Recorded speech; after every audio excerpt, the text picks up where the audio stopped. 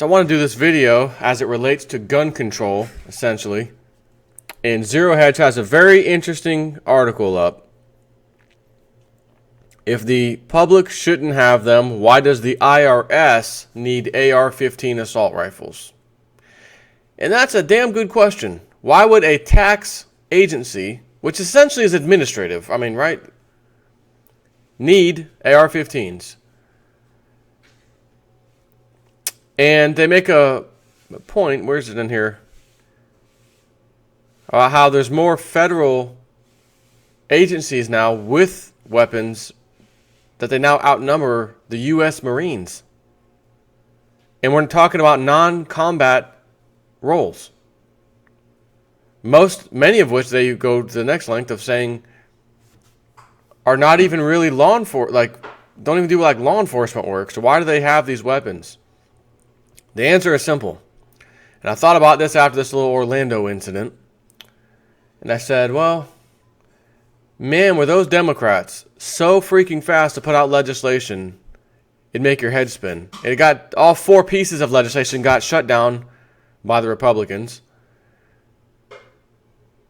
And I said, man, why they were quick on that one. I mean, after Sandy Hook and the other one, other things that have happened, they try to put a little something out there. It takes time. They put this thing out there like it was already written and just needed the right event to happen to just push it out there. It happened so fast. So I'm thinking about all this. And I'm thinking, with the Brexit, all that stuff, the club is absolutely going to use that as a stepping stone. I've said this in my opinion before, recently, that I think they were going to use the UK to point the finger. You caused this problem. It's their fault, which I also just read, which I'm going to do another video. Really, my next video you really want to watch. Back to the number 7, cycles of 7. Something very interesting has been found with the exact timing of Brexit and how it was actually due in 2017, and they changed it to happen the 23rd of this year, June 23rd, 2016, which, as you know, is already coming past. Very interesting relation to the number 7. I'm going to get in that video after this. But they have to get the guns from the people, right? So if they know the United States system of finance, monetary, all of it is going to go down, and with it, the handouts, the pensions, the retirements, the last thing they want is a bunch of armed citizens who have lost their minds because, as Gerald Celente says, when somebody loses it, right, when they lost everything that they have nothing else left to lose, they lose it. They want revenge. They're going to make a scene. You don't want a bunch of people with guns doing that now, do you?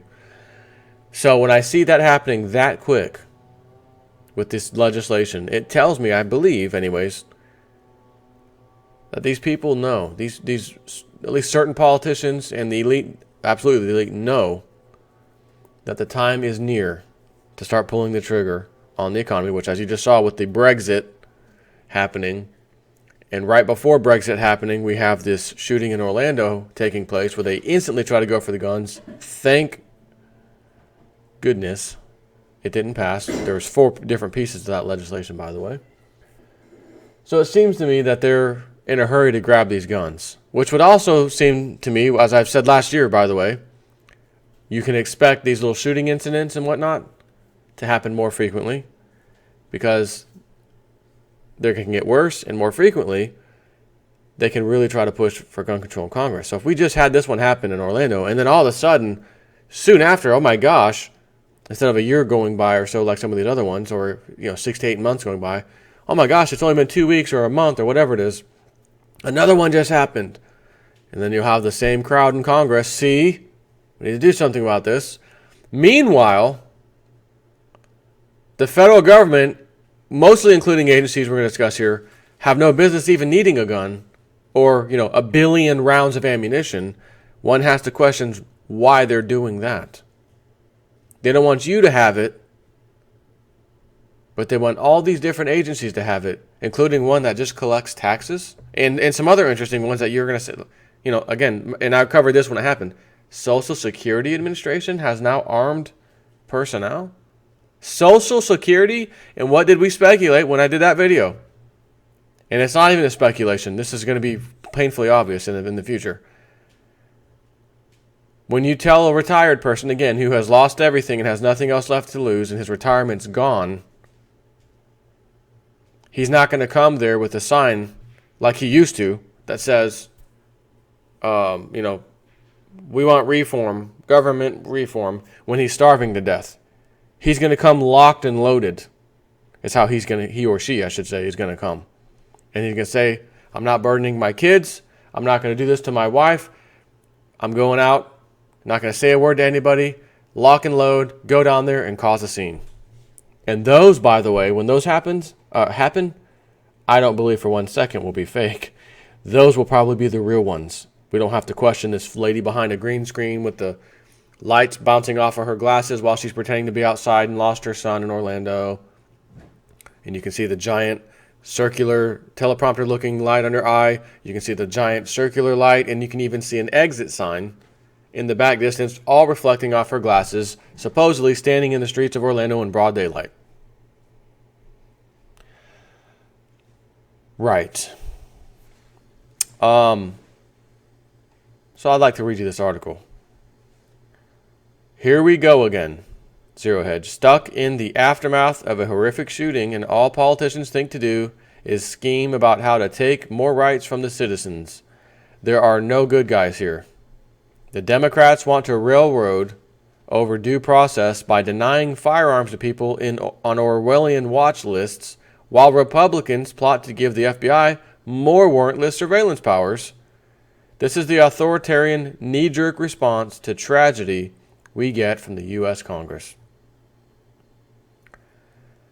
And keeping in mind, when he talks about the Orwellian watch lists, they're talking about, remember the no-fly? If you're on the no-fly list, then you're on the no-buy list, which means you can no longer buy a weapon. And people to date have not been able to get themselves off the no-fly list. They don't even know who to sue or file a petition, because no agency knows who's giving the authorization, and we don't know who to ask to get off there. We don't know who authorized. We don't know anything. So you get somebody like me who exposes government fraud, government corruption, the banking financial system rotten to the core, and they say, man, this guy, a few years ago we didn't care about him.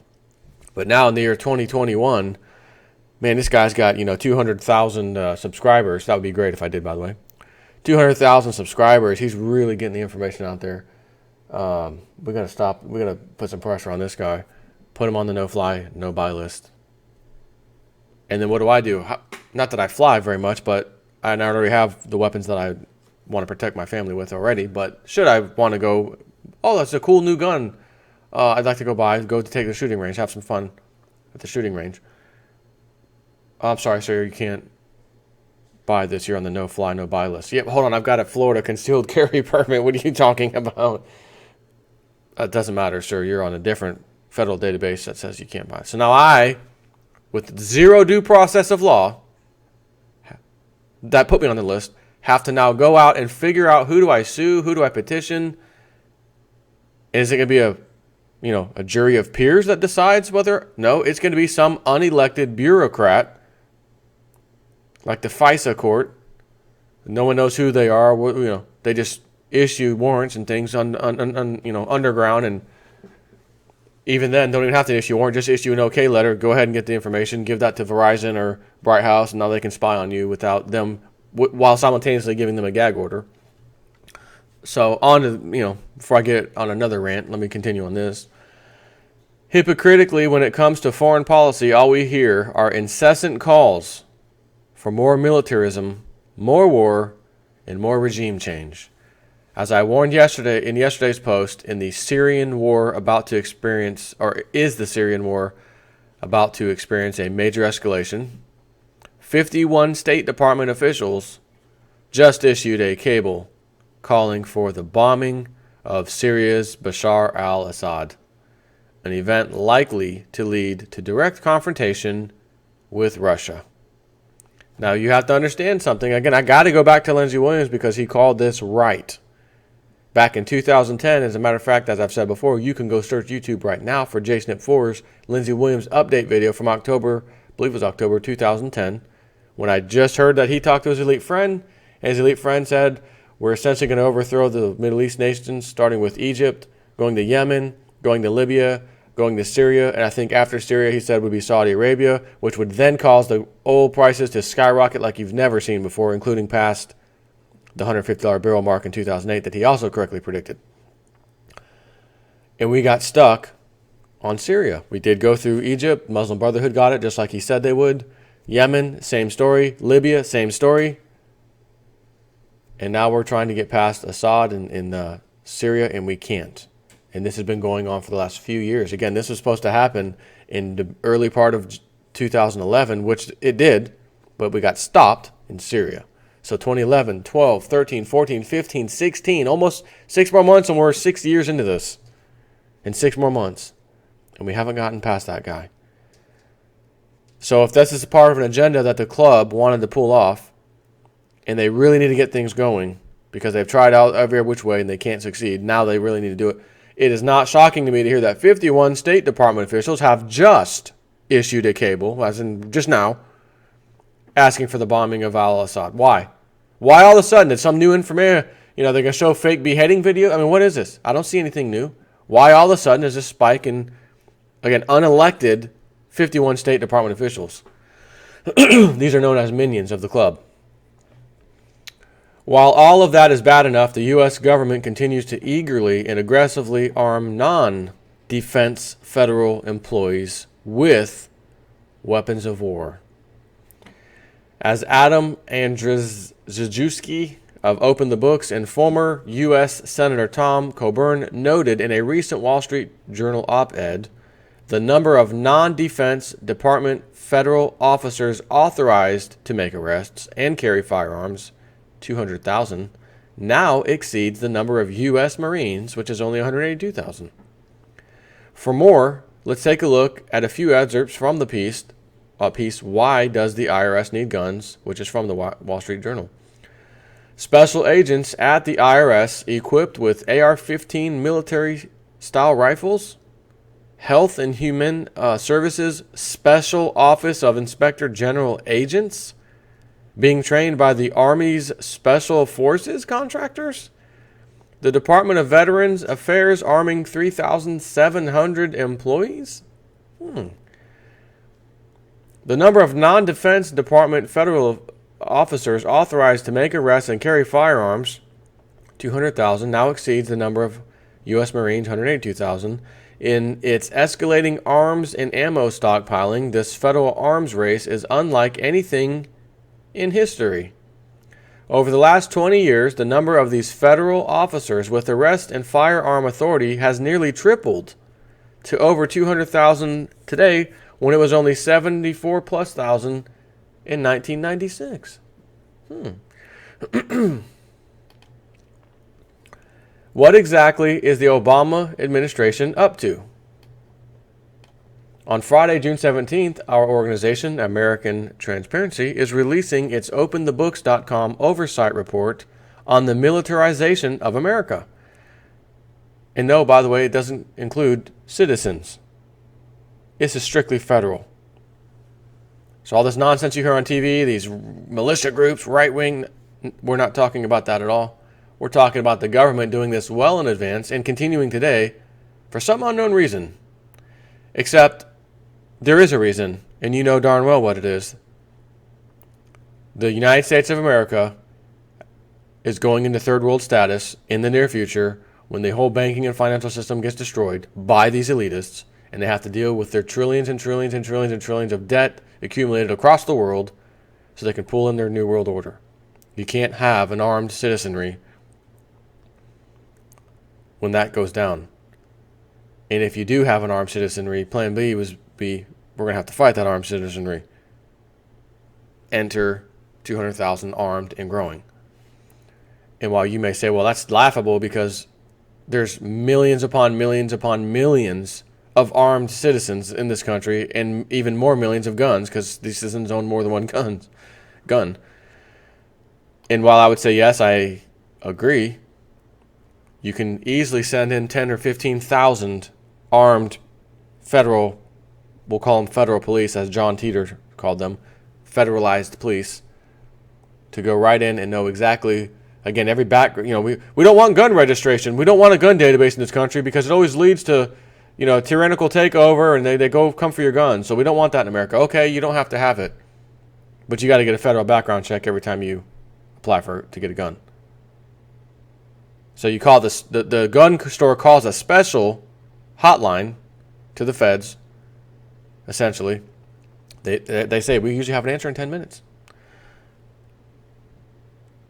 You don't suppose, because they're going to have to run your background check when they call, so-and-so wants to buy a gun. Here's his information. Yep, he's clean. Go ahead and let him have it. You don't suppose they're storing each and every one of those phone calls of who's calling for a gun, do you? No, of course not. No. So,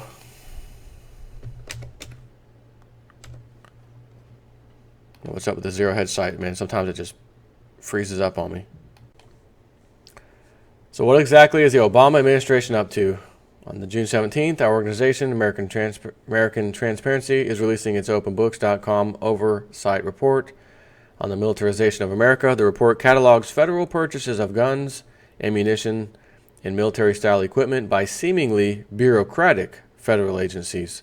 During a 9-year period from 2014, we found 67 agencies unaffiliated with the Department of Defense spent $1.48 billion on guns and ammo.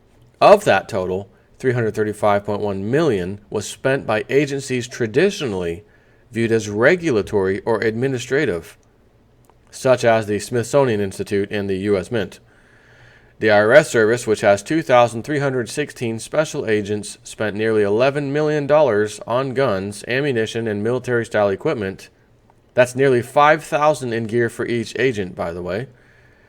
The Department of Veterans Affairs, which has 3,700 law enforcement officers guarding and securing VA medical centers, spent $11.66 million. It spent more than $200,000 on night vision equipment, $2.3 million for body armor, more than $2 million in guns, and $3.6 million for ammunition. The VA employed no officers with firearm authorization as early as 1995. So now all of a sudden they need it, right? Again, why? Because they already know, the government knows they will be pulling the plug on retirements, pensions, your 401k is finished, and more importantly, if it's Veterans Affairs, the veterans who need some kind of help being told can't have help. I need help. I'm a veteran. I earned this help. I fought for this country. I fought for your freedoms somehow. And I want what's mine. Sorry, sir. Get lost. Okay. He's had enough. Goes back home. I can't take this anymore. It's time to teach these rotten commie bastards a lesson. That's what he's going to think in his mind. Gets his weapon locked and loaded, and an unpretty sight develops at that VA office. You can just see this coming from a mile away. The Animal and Plant Health Inspection Service spent $4.77 million purchasing shotguns, .308 caliber rifles, night vision goggles, propane cannons, liquid explosives, pyro supplies, buckshot, LP gas cannons, drones, remote-controlled helicopters, thermal cameras, military waterproof thermal infrared scopes, and more. People from both ends of the political spectrum have expressed alarm at this trend. Conservatives argue that it is hypocritical, unconstitutional, and costly for political leaders to undermine the Second Amendment while simultaneously equipping non-military agencies with heavy weapons, hollow point bullets, and military-style equipment. Progressives like Senator Bernie Sanders have raised civil liberties concerns about the militarization of local police and vehicles built for war and other heavy weaponry. Our data shows that the federal government has become a gun show that never adjourns. Taxpayers need to tell Washington that police powers belong primarily to the cities and states, not to the feds. I would wholeheartedly agree, which is why I had to do this video. They want all the guns, the weapons. They don't want you having anything. People should be able to see this from a mile away, why they're building these stockpiles. Well, it's been how many years since the 2008 crash? I haven't seen anything yet. You guys keep calling for this crap, and I don't see anything. You guys are conspiracy theorists. All right. Okay. Keep thinking that. Keep saying that. Because you're going to be sadly mistaken. And when that day comes, you're going to be looking to us, who's been waking everybody up, to tell you what to do. How can I do this? What should I do? And then we're going to respond to you by saying, it's too late. Have a nice day.